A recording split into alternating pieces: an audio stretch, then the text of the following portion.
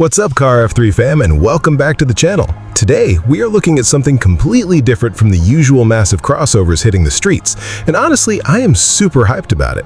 We've got our hands on the all-new 2027 Volkswagen ID Polo, and let me tell you, this little electric hatch is packing way more punch than its footprint suggests. Starting with the exterior, Volkswagen went with a clean, slightly retro vibe that just works. The one we're checking out is draped in this really vibrant blue paint job that absolutely pops. Up front, you get a glowing illuminated VW badge paired with a slick LED light bar that stretches across the grille straight into those available IQ Matrix headlights. It looks futuristic, but still keeps that classic hatch identity alive. Moving down the side profile, you'll notice VW ditched the whole trendy flush door handle thing and gave us real solid pull handles, which I honestly respect. You have wheel options ranging from 17 to 19-inch alloys, and they look pretty aggressive.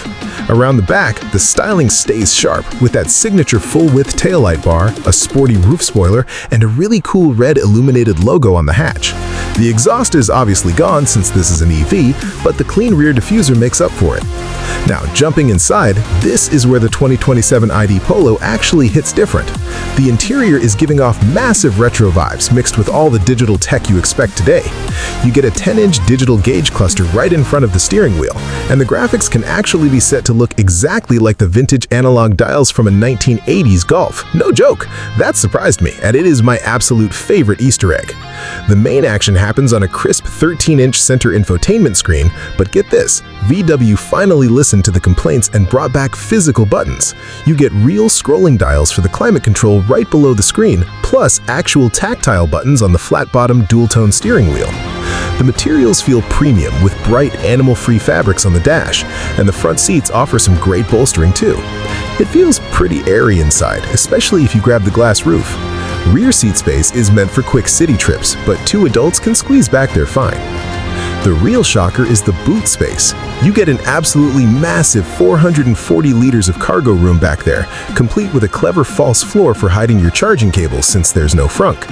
The launch version pushes 211 HP and punchy instant torque straight through a single-speed transmission to the front wheels, making it feel super zippy. Battery-wise, you're looking at either a smaller 37 kWh pack or a bigger 52 kWh pack.